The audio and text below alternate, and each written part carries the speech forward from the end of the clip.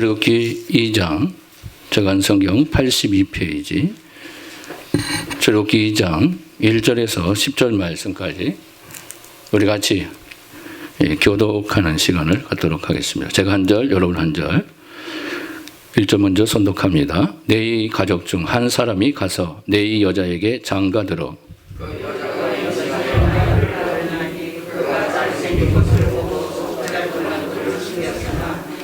더 숨길 수 없게 되매 그를 위하여 갈대 상자를 가져다가 역청과 나무진을 칠하고 아이를 거기 담아 나일 강가 갈대 사이에 두고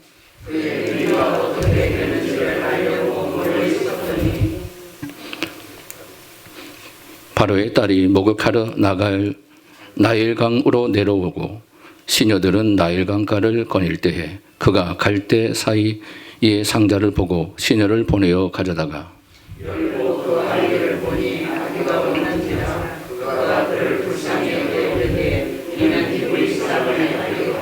그의 누이가 바로의 딸에게 이르되 내가 가서 당신을 위하여 히브리 여인 중에서 유모를 불려다가 이 아이에게 젖을 먹이게 하리이까.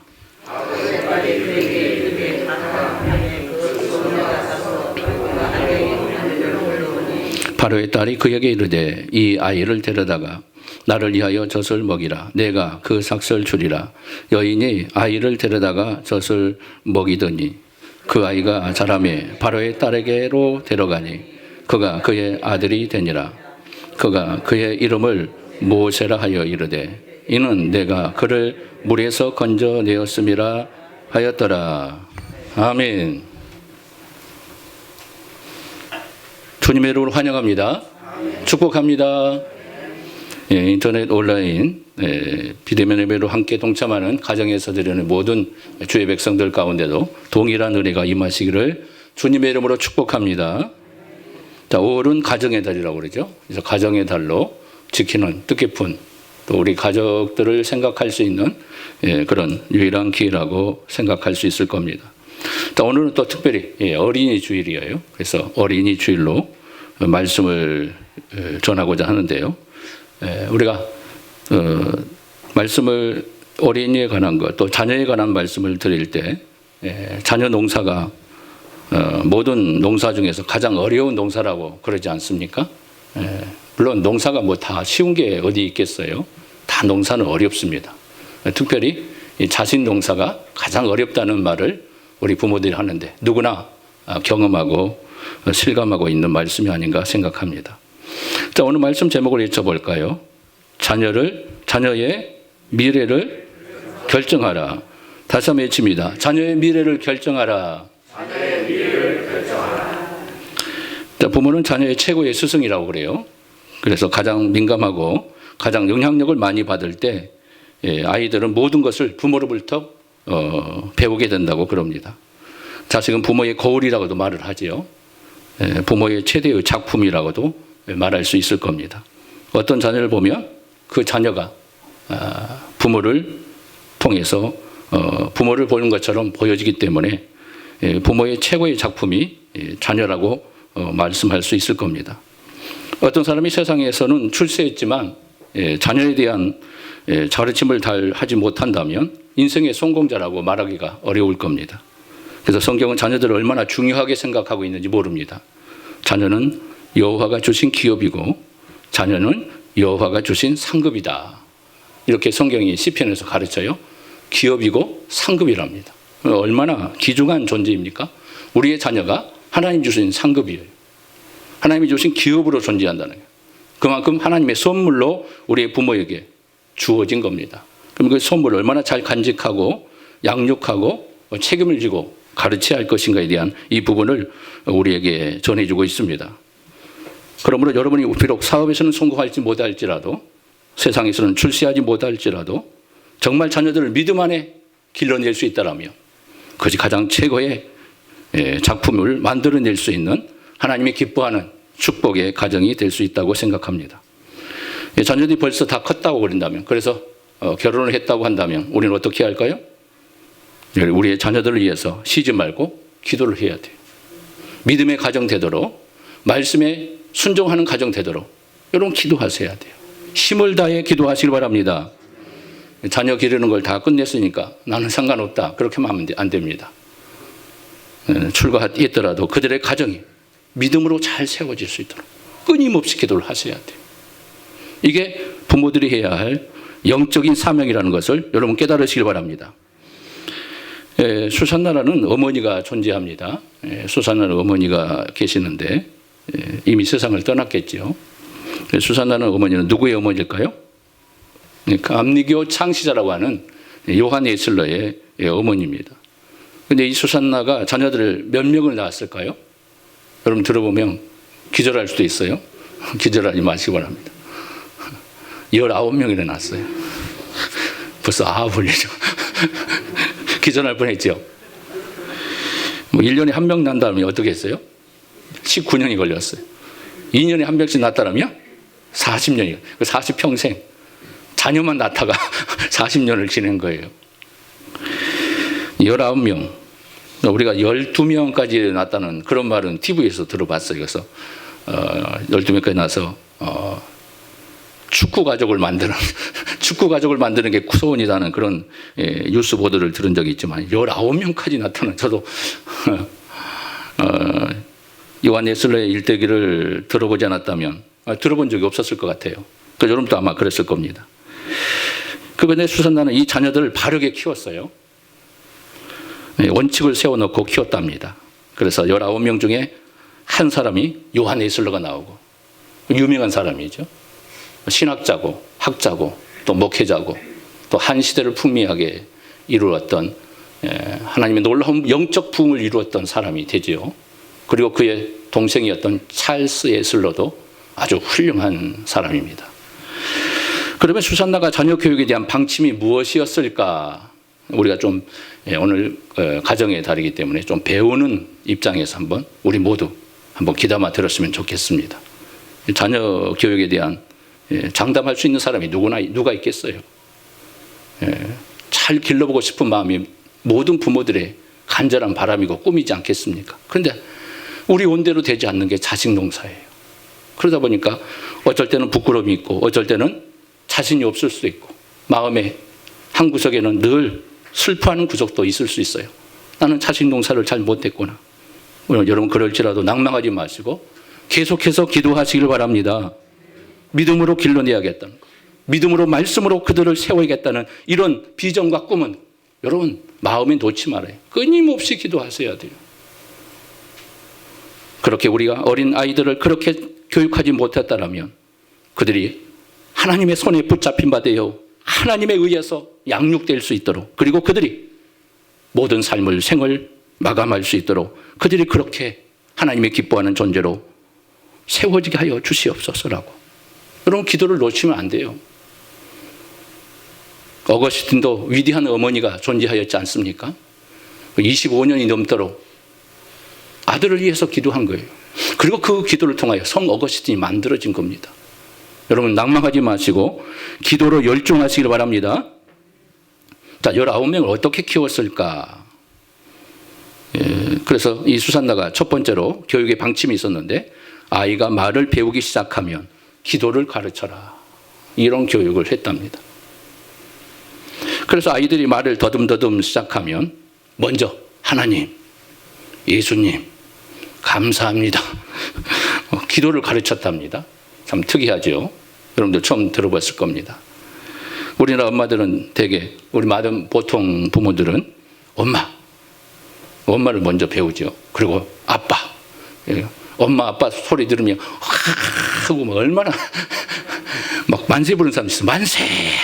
엄마 불렀다고, 아빠 불렀다고, 드디어 말문이 터졌다고. 왜 그러죠? 혹시 내 자녀가 말 못하는 장애가 있지는 아니할까? 여러분 끝까지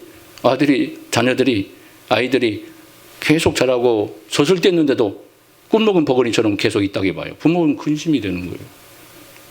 그래서 첫 말이 그들의 입을 통해서 예쳐질 때 기쁨이 만끽하는 겁니다. 그런데 요한 예슬러의 어머니 이 수산나는 하나님, 예수님 감사합니다. 이 기도를 가르쳤다는 거예요. 참 대단하지 않습니까? 그래서 이 어릴 때부터 이런 기도를 가르치다 보니까 그들이 이제 자라면서도 누구를 의지하는 거예요? 하나님을 의지하는 거예요. 처음부터 엄마 아빠를 늘 얘기하다 보니까 우리의 자녀들이 또 우리 모든 사람들이 사람을 의지하는 거, 부모를 의지하는 거, 끝까지 부모를 의지하는 거예요. 엄마 아빠가 제일 먼저 기억되니까. 문제가 터지면 엄마 아빠를 부르는 거죠. 그러나 하나님을 기억하는 사람, 우리 예수님을 기억했던 사람, 감사를 배웠던, 어릴 때부터 배웠던 사람들은 어떻게 할까요? 사람의 사랑을 받지 못할지라도, 많은 사람이 자기를 예면할지라도 낭망하지 않는 거예요. 왜요? 하나님을 의지하기 때문에. 하나님을 바라보는 거예요. 하나님이 나의 영적인 아버지십니다. 하나님 붙잡고 사는 거예요. 힘든 일이 생겨도 먼저 하나님을 찾아가는 거예요. 하나님 도와주세요. 이 부모의 가르침이 그래서 굉장히 중요하다는 거예요. 그래서 여기서 요한 예술러가 등장하게 되었던 거죠. 자, 두 번째는 수산나는 자녀 교육은 하나님의 사업이다. 이걸 깨달았던 사람이에요. 하나님의 사업이라고요. 여러분, 신앙생활을 교회에서만 한다고 생각하면 안 됩니다.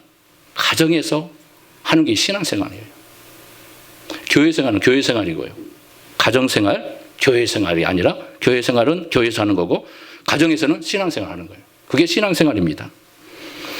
그래서 자녀 교육이 하나님의 일이라는 거예요. 이 수산단은 이것을 미리 깨닫고 자녀들에게 교육을 시킨 거예요. 이게 하나님의 사업입니다. 자녀는 하나님께서 주신 기업이었기 때문에 수산단은 그렇게 간직하고 자녀들을 양육했다라는 겁니다. 하나님이 나에게 주신 기업을 맡겨주셨으니까 이 기업을 잘 돌보고 키우는 것이 하나님의 일이라고 생각했던 거예요. 그래서 수산단은 그것을 깨닫고 자녀들을 잘 양육했던 겁니다. 그래서 그 사업이 하나님의 은혜 가운데 잘 키울 수 있었고 자녀들이 믿음 가운데 세워질 수 있었다는 거죠. 자, 세 번째, 때를 쓴다고 들어주지 않는다. 필요한 것만 주어라. 이 교육을 했다는 거예요. 때를 쓴다고 하면 어린아이가 갓 태어나면 배고프다고 막 울어요. 막 때를 냐 하고 울어요. 그러면 부모들은 어떻게 해요? 젖을 물려주죠. 우유를 줍니다. 그러면 아이가 배고프다고 막 엄청 잘 먹어요. 저는 아이가 우유를 먹는 거 처음 보았을 때 얼마나 신기했던가. 얼마나 세게 빠든가. 소리도 듣기도 좋고 서로도 막 기쁘고 그래요. 얼마나 배고팠어. 막 울다가 느끼면서 막 울다가도 막 하면서 막 먹어요. 참 기특하다. 얼마나 배고팠으면 또 먹을 걸 주니까 또 울음 그쳐가면서 막 하면서 막 먹는 거 보면은 처음에만 그래요. 계속 그런 게 아니라 신기하니까. 근데 때를 쓴다고 모든 것을 들어주지 않았답니다. 19명의 아이들이 집에서 있는다고 봐봐요. 아이들이 19명이면 부대예요. 부대. 그 부대를 거느리고 있어요. 수산나는. 그러니까 때를 쓴다고 들어주지 않았다고 그렇게 얘기해요. 때를 쓰는데 아이를 보면은 그 부모의 교육 방법을 안답니다. 안 들어주면 아이가 막 난리 나죠. 좀 크다 보면 이제 때를 쓰기도 하고 그래요. 그 부모가 어떻게 하면 잘 들어주는가를 또 꼬마 아이들이 벌써 눈치를 채요. 눈치가 빨라요. 그래서 안 들어주면 막 더 울어요. 막 조용하라고 해도 막 더 세게 울어요. 들어줄 때까지 막 울어요. 땡깡을 부르는 거죠. 그리고 이제 더 안 들어주면 어떻게 해요? 밖에서 같은 데는 남들이 보니까 부모들이 그 체면이 막 구겨지니까 어떻게 해요? 빨리 들어줘야 하잖아요. 저 장난감 달라고 하면 장난감 은능 사줘요. 그러면 울으면 뚝 꽂혀요. 근데 그게 계속되다 보면 버릇이 나빠져요. 때를 쓴다고 해서 안 들어주면 그걸 알아요. 때를 쓰면 주는구나. 그래서 더 때를 쓰다가 계속해서 때를 쓰다가 대직에 맞는 아이들도 있지만은 어떤 아이는 뭐 성기를 이제 나중에 그게 습관화되다 보니까 막 어떤 걸 막 집어 던지면서 쉬 이렇게 해요. 여러분 그런 아이 안 봤어요? 저는 많이 봤는데 막 때를 쓰다가 안 되면 막 쉬 이렇게 하더라고요. 저 참 지 혼자 큰 것처럼 이제 하도 내릴 줄 알아요. 그 계속 놔두면 버릇이 나빠지죠. 그래서 한 번은 꼭 안 보이는데 데리고 가서 계속 펴줘야 돼요. 혼내기 야단을 쳐줘야 돼요. 꼭 한 번은 꼭 그렇게 해줘요. 그래야 이것은 부모가 싫어하는 거구나. 이제 딱 그 의식 속에서 그걸 판단하는 거예요. 안 그러면은 이게 옳은지 알고 늘 그게 옳은 것처럼 판단해 버려요. 그래서 분명하게 해줘야 합니다. 이것은 아니다. 이것은 옳은 것이다. 분명하게 구분을 지어줘야 돼요. 그런 아이가 있으면 우리가 잘 교육을 시켜야 합니다. 학교에 지나친 경우를 볼 때가 우리가 가끔 있지 않습니까? 선생님이 아이들을 혹시 가르치다 보면 혼줄로 낼 수 있죠. 물론 인격적으로 모독하는 그런 가르침을 해서는 안 되겠지만 가르치다 보면 아이들이 좀 한하게 할 때도 있고 그래서 야단을 칠 때도 있습니다. 그러면 부모님이 찾아가서 막 난리 버거지를 치죠. 왜 우리 아이한테 야단 쳤냐고. 응? 하면서 다른 아이들한테 무시를 당하게 했냐고 하면서 부모들이 막 가서 물론 하나밖에 없는 아이들이니까 얼마나 귀중하겠어요. 애지중지 키웠겠습니까? 그럴 만도 하겠지만 그러니까 아이들이 기가 막 살기 시작합니다. 선생님도 안 무서워요. 선생님 한 번 더 자기들이 언짢은 일을 하고 좀 매를 좀 들었다고 하면 바로 전화 걸어서 경찰한테 신고해버려요. 저는 그런 보도를 처음 접했을 때 저는 충격적이었어요. 우리 때는 상상도 못했던 그런 일들이었지 않습니까? 그런데 핸드폰으로 전화를 해서 경찰한테 신고해버리니까 와, 세대가 많이 변했구나. 이런 생각을 할 때도 있었는데 그렇습니다. 때를 쓴다고 다 줄여주면 안 됩니다. 자식들을 망하게 하는 겁니다. 그래서 우리 부모들이 들어줄 수 있는 것은 들어주고 아닌 것은 정확하게 구분을 시켜줘야 합니다. 이것이 부모가 해야 하는 사명이에요. 그리고 수산나는 자식이 잘못하고 이제 고백을 할 때는 가감하게 용서를 해줬답니다. 근데 요즘 엄마들은 뭐라고 합니까? 잘못한 거 하나가 있으면 옛날 것까지 다 끄집어가지고 네가 이랬지. 이러니까 내가 야단치는 거야. 하고 옛날 것까지 다 모아가지고 야단을 막 부어요. 그럼 자녀들이 더 충격을 받습니다. 수산나는 칭찬할 때는 칭찬해주고 잘못한 거 있고 그리고 부모에 대한 모독감을 거짓말을 했다는 거죠. 그때는 절대 용서 안 했답니다. 가감하게 채찍을 들었다는 거예요. 그러나 그들이 옳은 행실을 했을 때는 반드시 보상을 해줬답니다. 정말 잘했다. 엄마가 너무너무 기쁘단다. 이렇게 칭찬을 아끼지 않고 해줬대요. 이들이 자라서 어떤 인물들이 되겠어요. 그래서 훌륭한 아이들을 길러낼 수 있었고 그들이 세계를 변화시키는 위대한 사람이 수산나를 통해서 배출될 수 있었던 겁니다. 세계에서 가장 권위 있는 신문 중에 하나가 뉴욕 타임즈라고 얘기하죠. 뉴욕 타임즈는 세계에서 가장 권위 있는 신문이라고 말들을 합니다. 그런데 뉴욕 타임즈에서 금세기 기업가, 존경받는 돈 많다고 뽐내지 않고 좋은 일도 많이 했던 사람 중에 한 사람 16명을 뽑았대요. 그중에 가장 우수한 사람, 1등 했던 사람이 누군가 하니까 록펠러라는 사람이에요. 물론 가정의 달 되어지면 록펠러라는 이 사람을 많이 설교 강단에서 애쳐지곤 합니다. 저는 록펠러에 대해서 그렇게 많이 애치지 않았어요. 새벽기도 할 때 한번 예화를 든 적이 있었고 지금이 두 번째가 세 번째가 되던데 그렇게 록펠러에 대해서 많이 얘기는 하지 않았습니다만은 록펠러의 좋은 점만 우리가 한번 살펴보자는 거죠. 그런데 많은 목회자들이 록펠러의 좋은 점만 얘기를 해요. 안 좋은 면도 굉장히 있었거든요. 광산 사업에 있어서 좋지 못한 일이 굉장히 많았고 많은 사람들이 인명피해와 그리고 인권이 유린되는 그런 사건들이 있었어요. 근데 그런 것들은 다 묵인되고 좋은 면만 보이다 보니까 설교 강단에서 좋은 면만 보여질 뿐이지 그래서 대통령 중에도 그의 악에 대한 존재는 절대 씻을 수 없는 것이라고 명언을 남겼던 대통령도 있었어요. 아무튼 그렇습니다. 그냥 우리가 록펠러의 좋은 점만 오늘 보도록 하겠습니다. 자, 록펠러보다는 저는 그의 어머니가 더 유명하지 않은가, 더 훌륭하지 않는가 저는 그렇게 생각해요. 물론 록펠러도 어느 정도 부모의 가르침을 그대로 받아서 잘 순종했다는 것에 높이 평가할 필요는 있습니다.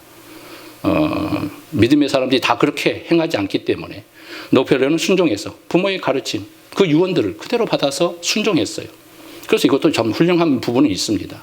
그냥 그의 과거에 이제 이후의 삶 속에서 그가 부유한 그런 과정을 거쳐가면서 덕스럽지 못한 사건들이 있기는 했지만 아무튼 그렇습니다. 자, 유대인 어머니를 모시고 그가 신앙 교육을 받았어요. 그래서 어머니가 자녀 교육을 잘 시켰답니다. 10가지 원칙을 세워서 자녀에게 양육하면서 록펠러에게 마지막 유언을 그에게 남겼다고 하는데, 이 록펠러는 이제 그래서 이제 이 10가지 원칙을 그의 삶의 기준에 삼고 믿음으로 살았다고 해요. 첫 번째, 하나님을 친아버지보다 더 섬겨라. 이것이 첫 번째 원칙이었답니다. 아버지를 하나님을 친아버지보다 더 잘 섬기라는 거예요. 그러니까 하나님 제일주의로 살라는 거예요. 그래서 아버지를 섬기는 것보다 하나님을 더 섬기는 그런 삶으로 그가 한 걸음 한 걸음 믿음 생활을 잘 걸어왔던 것 같아요. 두 번째는 목사님을 하나님 다음으로 섬겨라. 목사님들이 그 록펠러를 예화를 많이 든 이유가 바로 이런 말 때문에 그런가는 모르겠는데, 저는 그렇지 않아요. 저를 꼭 그렇다고 내가 설교를 잘한 것은 아니지만, 저는 뭐 이런 것 때문에 뭐 록펠러를 뭐 예를 들어서 설명하라고 하는 것은 추워도 그렇게 그런 마음 없습니다. 아무튼 목사님을 하나님 다음으로 섬겨라, 이런 말을 남겼대요. 그래서 목사님께 순종하라는 말은 목사님에게 절대 맹종하라 그런 말이 아니라 목사님으로부터 강단으로부터 나오는 말씀을, 하나님 말씀을 잘 순종해라, 귀담아 듣고 한 그런 말이겠지요. 세 번째는 주일 예배는 꼭 본 교회에서 드려라. 이걸 교훈했답니다. 그래서 본 교회. 그래서 석유 사업을 하면서, 광산 사업을 하면서 미국이 얼마나 큽니까? 그래서 곳곳에 다니면서 뭐 하루가 아니라 막 일주일 가도 미국 끝에는 못 가요. 그만큼 미국이 어마어마한 땅이잖아요. 우리나라 50배가 넘으니까. 그래서 막 이틀을 걸려서 주일이 되면 본교로 와서 예배를 드리고 그렇게 열심을 했답니다. 부모의 유언이니까 잘 지켰대요. 그리고 네 번째는 누구와도 원수를 만들지 말아라. 원수 만든다는 것은 관계죠. 인간관계에서 승리하라는 거죠. 그리고 다섯 번째는 오른쪽 주머니는 항상 11조 주머니로 삼아라. 왼쪽에는 자기가 본 거. 그 11조를 떼어서 오른쪽 주머니에 넣는 거예요. 오른쪽 주머니에 11조가 차면은 그것을 가지고 주일로 드리는 거예요. 그대로 했답니다. 또 이제 목사님들이 록펠러를 많이 간증하는 이유가 11조에 관한 것에 많이 초점이 맞춰진 것도 사실이죠. 그래서 11조를 잘 내서 축복받은 사람이다. 물론 하나님 말씀에 순종하면 복을 받아요. 그러나 꼭 이것만 가지고 복을 받았을까? 저는 그렇게는 생각하지 않아요. 그러나 순종했다는 자체가 높이 평가할 만하다고 저는 생각합니다. 여섯 번째는 아침에 일어나면 목표를 세우고 기도하라. 새벽형 사람을 만들어낸 거예요. 아침에 기도하는 것을 습관을 만든 거예요. 새벽형 사람으로 만든 거예요. 첫 시간 하나님께 드리라는 거죠. 그리고 하루가 끝나면 그것을 다시 되새기면서 하루의 삶을 반성하면서 기도해라. 이걸 교훈을 록펠러에게 부모가 가르쳤다, 어머니가 가르쳤다고 그래요. 그러니까 유대인의 그 어머니가 얼마나 교육적인 것을 잘하고 있습니까? 그러니까 유대인들이 정말 그런 부분에서는 어떤 민족보다 높이 평가할 만합니다. 유대인 민족의 가르침이라는 게. 그리고 여덟 번째는 아침마다 꼭 성경을 읽어라. 성경 중심으로 살라는 거예요. 말씀 중심으로 살라는 거예요. 그냥 말씀을 가까이 하라는 거예요. 그러니까 성경을 가까이 하면 어떻게 될까요? 하나님 말씀 속에서 지혜가 나오는 거예요. 지혜로운 삶을 살게 하기 위해서. 그래서 하나님의 영감을 받고 창조적인 지혜를 가지고 살게 하기 위해서. 그래야 세상 사람들을 앞서갈 수 있는 겁니다. 그리고 성경을 보면 어떻게 됩니까? 영이 맑아지는 거예요. 마음이 맑아지는 거예요. 그래서 그 영적으로 깨끗한 성경이 하나님 말씀으로 그의 삶을 주도하도록 가르쳤던 거지요. 많은 또 뭐 거기에 관한 교훈을 많이 만들 수도 있지만 아무튼 요약해서 우리가 설명을 하면 그렇습니다. 자, 아홉 번째는 할 수 있는 한 남을 도와주어라. 구제사역. 어려운 사람을 도와주는 거. 이웃을 돌아보게 하는 거. 이걸 가르쳤대요. 베푸는 삶을 살라고. 록펠러가 33세에 백만장자가 됩니다. 그리고 43세에 미국의 최대의 갑부가 됩니다. 그리고 53세에 최고의 부자가 되고 이제 억만장자가 되면서 그가 부유의 삶을 살아가게 되는데 행복하지는 못했다고 그의 저서에 남깁니다. 그리고 55세에 그가 불치병을 앓게 되고 1년 또 살지 못하고 이제 죽을 것이라는 사형 선고를 받게 되는데요. 그리고 휠체어를 타고 다녀요. 병원에서 휠체어를 타고 진찰을 받으면서 하루는 병원에 글귀가 적혀진 한 글귀를 보게 되는데요. 주는 자보다 받는 자보다 주는 자가 더 복이 있다. 받는 자보다 주는 자가 더 복이 있다 하는 이 글귀를 보고 감동을 받고 그가 감동의 눈물을 흘렸대요. 그 영적 기운을 그때 느꼈다고 눈을 지그시 감으며 그 은혜를 되새겼대요. 그 찰나에 밖에서 병원비 때문에 병원비 내지 못하는 한 사람이 쩔쩔매면서 의사들과 다투는 한 장면을 보고 너무너무 안쓰러워서 그분의 병원비를 몰래 가서 내어주고 그랬대요. 그러고 나서 그는 이제 조금 병원 생활을 하다가 치유를 받게 되고 계속해서 어려운 사람들을 도와주는 일에 많은 공을 세우게 되고 그리고 98세가 될 때 그가 선한 사업을 많이 하다가 세상을 떠났다. 이렇게 그의 자서전에 그렇게 기록을 남깁니다. 그러면서 그는 이렇게 말해요. 인생 절반기 55년은 쫓기며 살았지만 후반기 43년은 행복하게 살았습니다. 후반기에도 또 많이 본인 스스로 깨닫는 바가 있었겠지요. 자, 마지막 10번째 부모가 뭐라고 유명한 명언을 남겼을까요? 록펠러야, 너는 예배 시간에 앞자리에 앉아라. 제일 앞자리에 늘 앉아. 오늘 앞자리에 앉으신 분 축복합니다. 오늘 뒷자리 가신 분 그것 때문에 여러분들에게 이 말씀하는 게 아니에요. 아무튼 록펠러는 그 어머니는 항상 예배할 때는 앞자리에서 앉아라. 그만큼 은혜를 사모하라는 거예요. 즉각적인 하나님 말씀이 떨어지면 가장 먼저 받을 수 있는 그 자리이기 때문에 그 자리에서 은혜의 말씀을 받아라. 막 그렇게 했겠지요. 이것이 어머니의 간절한 부탁이었답니다. 그리고 이미 록펠러의 어머니는 잘 알고 있었고 그 가르침을 통하여 록펠러는 위대한 인물, 훌륭한 인물, 우리가 볼 때 그렇게 역사의 길에 남는 사람이 되었다고 생각하지요. 자, 오늘 본문에 말씀을 간략하게 소개를 하도록 하겠습니다. 자, 내인 남자와 여자가 결혼을 했다고 그러죠. 자, 결혼을 했어요. 근데 그들이 결혼한 곳은 애굽이었죠. 당시 그 사람들이 애굽의 사람에서 종노를 하던 그런 때였지 않습니까? 그러니까 자유롭지 못했던 그런 시대, 정말 고통 속에 살고 있었던 그런 노예의 삶을 살고 있었지요. 자, 히브리 사람이 점점 늘어나기 시작하니까 바로 왕이 어떻게 돼요? 히브리 사람들을 처단하기 시작하죠. 태어난 아이들은 나일강에 빠뜨려서 악어밥이 되게, 고기밥이 되게 만들어라. 그래서 산파들을 시켜가지고 아이를 낳을 때마다 여자면 살려주고 남자면 다 바다에 던지는 거예요. 강물에 던지는 거예요. 얼마나 불행한 사건이 벌어지게 됩니까? 그래서 눈물바다가 되겠죠.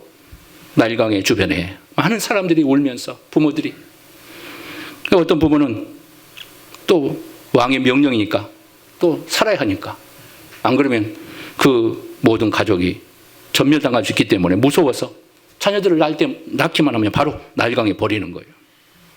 그런데 어느덧 한 가정에는 아이를 버리지 않았어요. 아이가 태어난 거 보니까 너무 예쁜 거예요. 태어나서 우는 걸 보면 너무너무 불쌍하게 보는 거예요. 그가 모세였어요. 모세의 부모는 바로의 말에 순종하지 않았습니다. 몰래 키우기 시작합니다. 얼마나 기도 많이 했겠어요.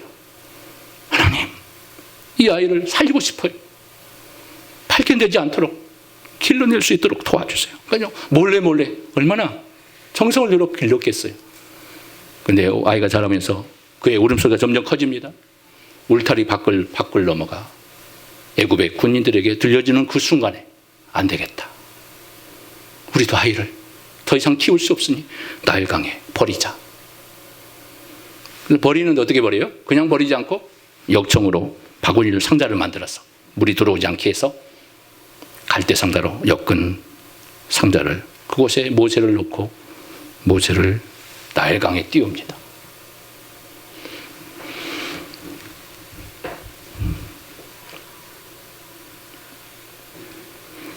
자, 그래서 이제 하나님께서 이 모든 부모의 기도를 들으시고 은혜 가운데 놀라운 정확하게 역사를 하나님이 하시기 시작하는데, 시간적으로 장소적으로 여러 가지 환경적으로 묶여서 우리 하나님께서 그것을 이 모세를 집중하면서 역사하기 시작합니다.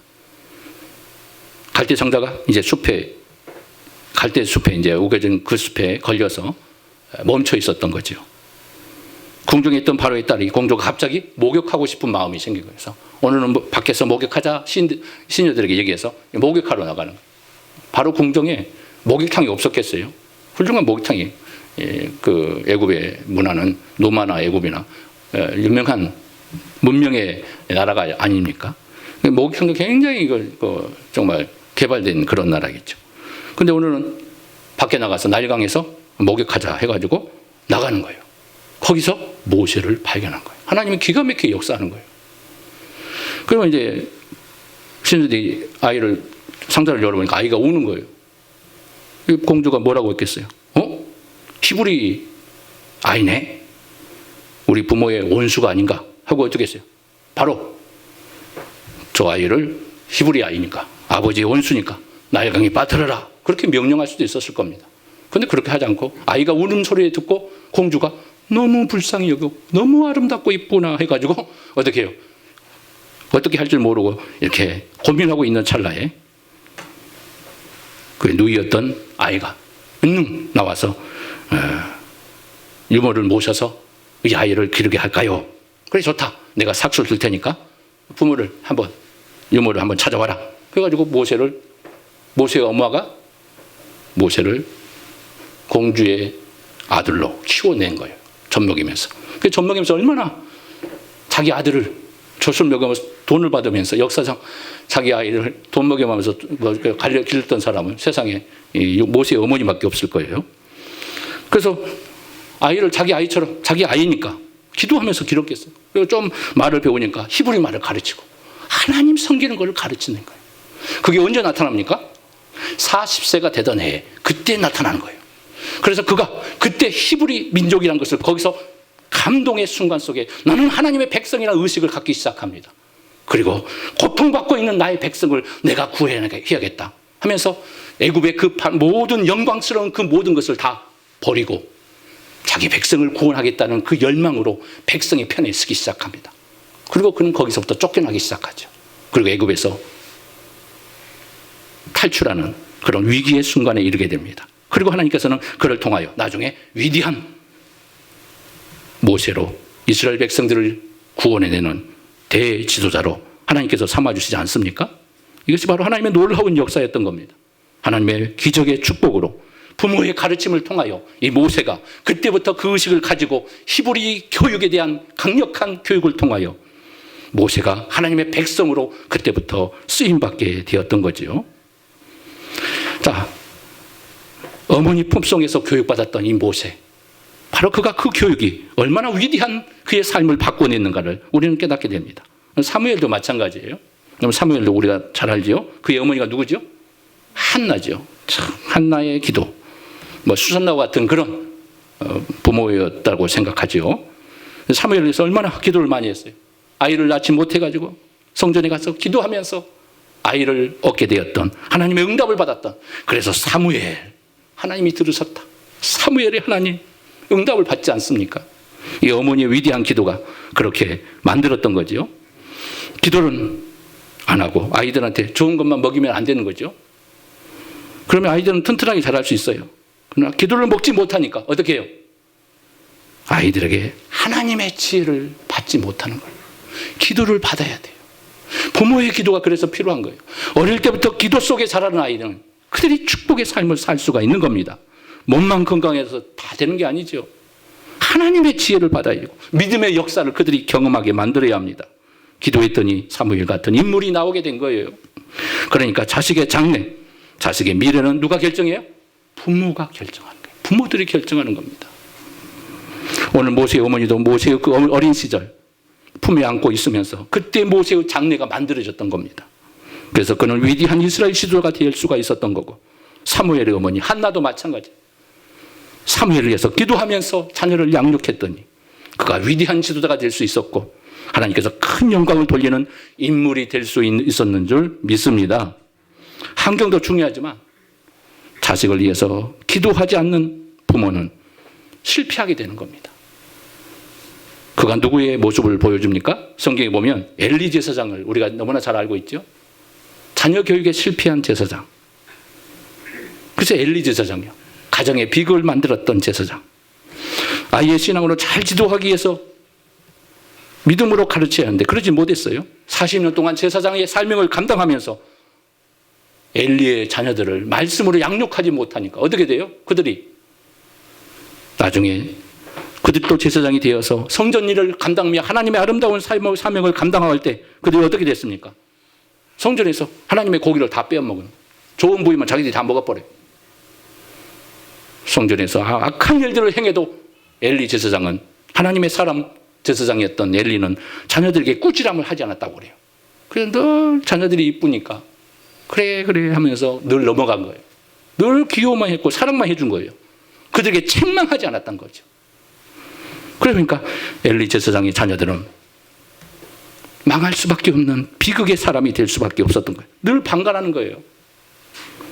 그래서 그의 자녀들은 마지막에 하나님의 비극의 존재, 망할 수밖에 없는 가문이 되었다는 것을 성경은 우리에게 교훈해 주고 있습니다. 그만큼 부모의 교육이 얼마나 책임이 있고 막중한가를 우리에게 보여주고 있는 겁니다. 그래서 부모는 자녀 교육의 최고의 선생님이다. 자녀는 부모의 거울입니다. 여러분들 자녀를 보면 여러분들을 알 수가 있게 되는 거죠. 효도하는 부모가 효도하는 자식을 만들어내는 거예요. 그게 교육을 통해서 나타나는 거예요. 자녀들이 효도하지 않으면 내가 효도하지 않는 거예요. 내 자식이 왜 효도하지 않는가? 그렇게 말할 수도 있을 겁니다. 부모가 효도하지 않으면 자식도 효도하지 않아요. 그래서 자녀는 부모의 작품이에요, 작품. 아무리 여러분들이 세상에서 출세해도 자식을 잘못 키우면 하나님 앞에서 칭찬받지 못하는 겁니다. 여러분, 그렇다고 포기하지 마시고 자녀를 위해서 나는 끊임없이 기도했습니다. 포기하지 않고 하나님 기도했습니다. 이런 말을 남길 수 있기를 바랍니다. 자녀를 위해서 기도하세요. 자식은 하나님이 주신 기업이기 때문에 그렇습니다. 그래서 부모가 자녀의 미래를 결정할 수 있는 거예요. 물론 자녀를 스스로 미래를 결정할 수 있을 겁니다. 그러나 부모의 가르침이 그만큼 중요하다는 것을 오늘 이 성경은 우리에게 가르쳐주고 있습니다. 여러분의 후손들이 모세와 같은 인물, 사무엘 같은 인물이 많이 태어날 수 있기를 바랍니다. 여러분들의 후손 중에서 세계를 빛내는 위대한 천재들이 많이 나올 수 있기를 기도할 수 있기를 바랍니다.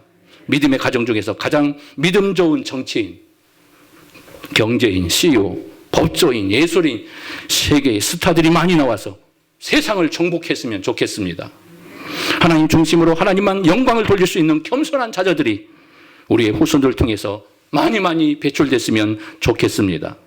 요셉과 같은 겸손한 하나님의 사람들, 하나님 중심으로 정치했던 사람, 부와 명예와 교만하지 않고 겸손하게 정치의 사명을 감당했던 요셉. 요셉 얼마나 아름답습니까? 그 요셉을 너무너무 사랑해요. 그가 하나님 앞에 교만했다는 말이 없어요. 그 부에 축적되어서 부를 누리며 갑질했다는 말이 없어요. 그만큼 겸손하게 하나님 주신 사명을 생각하고 내가 구원의 백성으로 나의 백성을 구원했다고 하나님이 나를 사용했습니다. 하나님이 나를 사용한 것입니다라고 그가 겸손하게 그의 형제들에게 외치지 않습니까? 다니엘 같은 하나님의 일꾼들, 다니엘도 얼마나 좋습니까? 얼마나 아름다워요, 다니엘. 오직 하나님 말씀으로 순종하며 살았던 사람, 위대한 정치인, 총명의 정치인, 오직 하나님 말씀대로만 살았던 사람, 다니엘. 저는 다니엘이 너무 그래서 좋아요. 너무너무 사랑합니다. 성경에 이 시대의 모델이 될 수 있는 사람이 너무너무 많습니다. 그러나 이 시대는 그런 사람을 찾아보기가 너무너무 어려워요. 왜 그럴까요? 그것은 교회 교육이 잘못되었기 때문에 그렇습니다. 많은 정치인들이 존재하지만 다니엘과 같은 그런 총명의 사람들이 이 땅에 그렇게 존재하지 않습니다. 등장하기 어려워요. 그리고 믿음의 부모들이 우리의 자녀들을 말씀으로 양육하지 않았기 때문에 이 시대의 다니엘, 이 시대의 요셉과 같은 사람이 나오지 않는 겁니다. 다니엘 같은 사람, 요셉과 같은 사람, 모세와 같은 위대한 지도자들이 우리의 자녀들을 통하여 이 땅에 충만하게 일어날 수 있기를 주님의 이름으로 축복합니다. 이런 축복된 우리의 자녀들을 통하여, 우리의 후손들을 통하여 수많은 역사, 하나님의 역사를 길이 빛낼 수 있는 축복의 가문들이 여러분들의 가문을 통하여, 여러분들의 후손들을 통하여 일어날 수 있기를 주님의 이름으로 축원합니다. 기도하겠습니다. 은혜로우신 아버지, 축복의 아버지 감사합니다. 가정의 달을 맞이해서 우리의 자녀들을 어떻게 양육하며 교육의 기준을 삼고 그들을 말씀으로 양육하여 다니엘 같은 사람, 모세와 같은 사람, 정말 요셉과 같은 총력 있는 하나님의 사람을 우리가 기르러내야 할 것인가? 그들을 배출해야 할 것인가? 우리 후손들이 그런 축복의 은총을 감당할 수 있어야 할 것인가? 오늘 말씀을 통해 우리가 이 놀라운 축복의 역사를 이룩하게 하여 기도하기를 소망합니다. 포기하지 않고 주님 앞에 기도할 때 이런 놀라운 축복의 역사가 우리의 가문들을 통하여, 우리의 교회를 통하여 일어나게 하여 주시옵소서. 축복하여 주시옵소서. 예수님의 이름으로 간절히 기도하옵나이다. 아멘. 그네로 날 세우네. 세상 소망 다 사라져가도 주의 사랑은 끝이 없으니 살아가는 모든 순간이 주의 힘을 나는 믿네. 세상 소망 다 사라져가도 주의 사랑 끝이 없으니 살아가는